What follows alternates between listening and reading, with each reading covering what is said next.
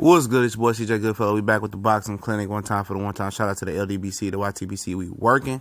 And Jarrell baby Miller stopped Wach in the ninth round. I think his hand, he broke his right hand or something, or injured it, and he wasn't able to throw it. Even before it was injured, I believe. Miller just had a beat on him, man. He knows exactly what this guy wanted to do. Like in the prediction video, I think I picked Miller to stop him late.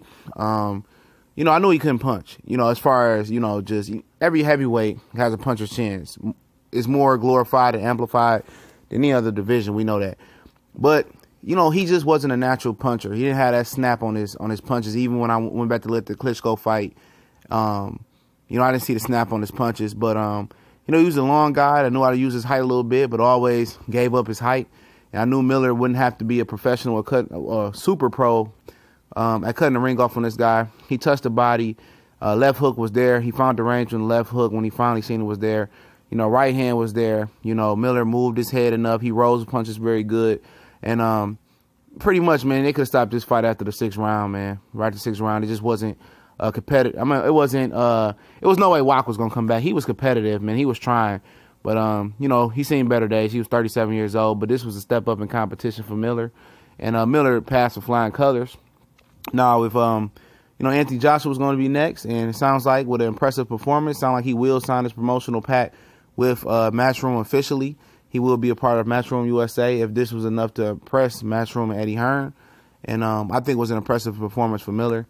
But Miller going up into the elite level of competition, still like to see him drop 10 to 15 more pounds. He's looked good tonight.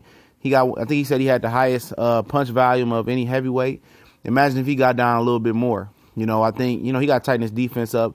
For Joshua, that might not be an issue with him getting punched like he did with Wach tonight that much, because Joshua doesn't throw a lot of throwaway punches. He throws to land. But Miller can slip the punches that are important. He just has an innate ability to kind of have the big punches. He got an innate ability to roll them or slip them. But with Wilder, his hand speed is probably one of the most fastest hand speed in the division. He will catch Miller. Miller's style is tailor-made for Wilder. He likes to walk and eat punches. He rolls them a little bit, but Wilder is pinpoint accurate. He throws a lot of wild-ish, and the catch will knock you out. He'll probably survive a little longer with Joshua, because Joshua throws to land. He's very judicious with his punches, and if Miller can take Joshua's punch and keep coming forward and beat the body down and come upstairs and get a good uppercut, he has a great chance of beating Joshua. He has a chance of beating Wilder as well. But I think just Wilder style-wise is a little difficult for him.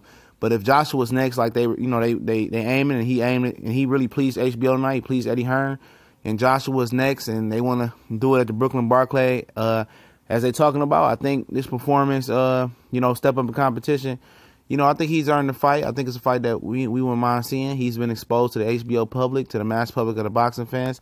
And let's do it, man. I would still like to see him take a couple more fights, step up a little bit, but, it is what it is. Arthur Beterbiev was on ESPN right now in the snoozer, but don't miss Jacobson and Luis Arias and Jose Ramirez and Mike Reed. It's going to be a great fight as well. DVR that. It's on ESPN. We gone.